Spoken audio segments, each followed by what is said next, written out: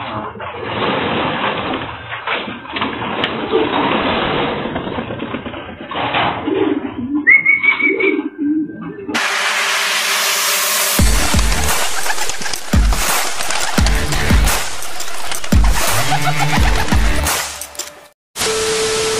day mga ka-EA, support to this video. Ito yung isa nating young bird na medyo pahirapan pa papasukin.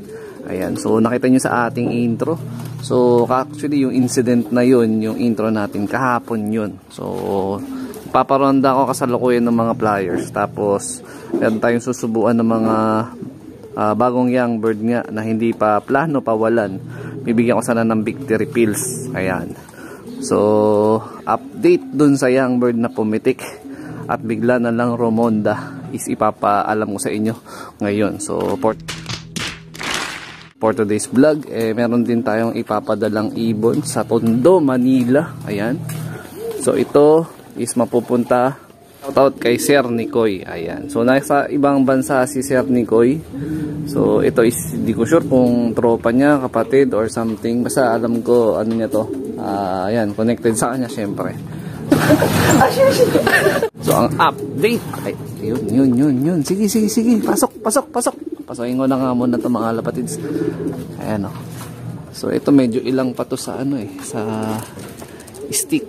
Ayan. Pero sinasanay na natin. Para pagka nagkaroon ng derby pooling, hindi tayo mahirapan. Ayan. Sa dahan-dahan muna. Kasi pag nasanay na yan, ayun o, goods! Ayan, goods nila. So, halos lahat isanay na sa pag-stick, maliban na lang dun sa isang young bird na turuan. Ayan. So, nag-aantay lang tayo dumating yung rider. So, ito pala. Wednesday morning ngayon, mga kalapatids. And today is basketing ng ating training, SDR. The same time, mid-toss. Second mid-toss mamaya. So, tentative pa yung possible release point ng ating mid-toss para kay Franco. Ito si Franco. Ayan, napakakisig. Ayan, syempre, alagang all herbs probiotic. Ayan. So, ito, mga Tom Jones na yan.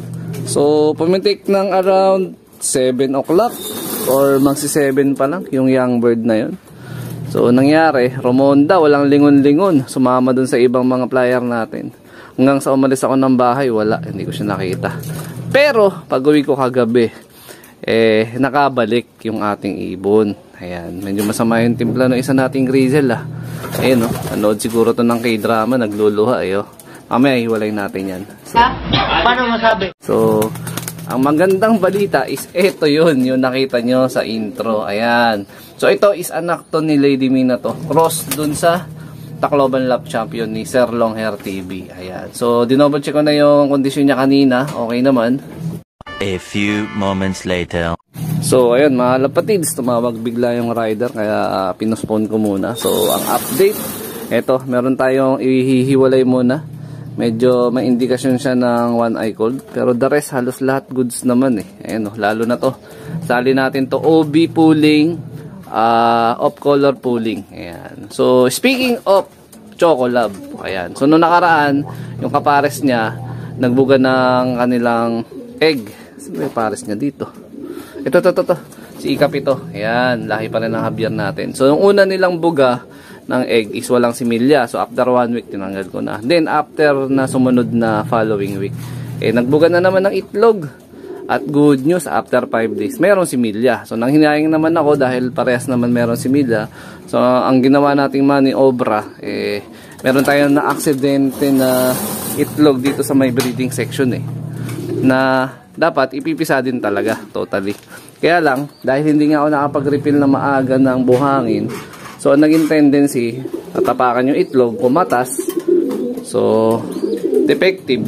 Tinapon na natin. Pero bago natin itapon yon, so, naisip kong possible na way is ipayaya nga yung positive na may similya na egg doon sa may flyer section natin. So, ito mga lapatids, ito yung parent ni Hanzo. Yung straight lock natin ng Quezon Tumatnog last year ng South. Hindi lang sila pinalad noong tawid dagat. So, 2 laps na lang sana. Live sana natin yun. Hindi pinalad makauwi. Si Hanzo. Ayan. So ang plano, dapat yung mga anak nito ililipad ko, kaya lang yun nga, yung pinakalas na clutch na egg is nabarata, nabasag. Pero naging magandang option na gawin natin silang yaya or sitter dun sa itlog ni Chocolab na nakakross dun kay Ikapito. Line breed na ng Javier natin yun. So first time natin magpapisa ng line breed na yun, yung lahi nila. Ito. So ito, healthy mga young bird, mga kalapatid. So dalawa, kakapisa lang nito kanina madaling araw. Ayan. So sana magtamasa tayo dito. So susuksukan ko ng ano yan, ng BBCM na singsing. Ayan. Subukan natin sa North next year, next season. Ayan. 75 years later. At syempre ito, yung mga stock bird naman natin. Ito yung mga papansin, yung mga patuka na nandito. Ito yung mga patuka na naiiwan pagkagabi ng mga breeder ko. Pero goods na goods pa kasi yan, kaya hindi natin pwedeng itapon. So nagiging option natin, yung mga stock bird, yun yung tagasalon ng mga excess na mga patuka. Itom na yarn. Itom na ata itong mga to. Excess na patuka ng mga breeder natin dyan. Yan, kagaya ito, may halo na kasing ano to, Integra, tapos yung mga tira-tirang palay, tsaka mais. Pero, na totally na unhealthy naman itong binibigay natin, syempre. So, ito yung tinatawag natin na preconditioning, no? So, magkaiwala yung hen and cock. Pero pag dumating tayo sa punto na preparation ng conditioning ng kanilang pagbibreed, syempre, hihiwalay natin sila. Panibagong session naman ng ano yun, ng conditioning. Eh, makapansin nyo naman, makikinis naman yung mga ibon. Tsaka kung mahihipon nyo ito mga kalapatids, eh, talagang mabibilog yung katawan. Ayan, kagaya nito. Ito, ready to breed na yun. Yun, tsaka ito. Yan, no, yung dalawang checkered, ready to breed. Ito, tentative pa to. Ayan, pre-condition pa itong dalawa. Dito, wala pa tayong ready to breed dito kasi halos kakabaklas lang natin ng mga breeder na hen na to eh. Mas matagal kasi mag-recover ang hen kumpara sa cock. No, kasi syempre sila yon totally nag-iitlog eh. Tama po ba yun? Time check. 7:43 na mga kalapatid. Sa oras na ng kain mga to. So plain water lang tayo dito sa stock bird. Tapos all herbs probiotic bibigay natin dito sa mga flyers. Yung isang naobserbahan ko na medyo nananamlay at namamaga ang mata. I-check ko kung medyo mild lang yan, hindi ko na yung tatanggalin dito. Pero kung medyo malala, hihiwalay natin. Ganon din yung nag-overfly na bumalik. Asan na ba yun?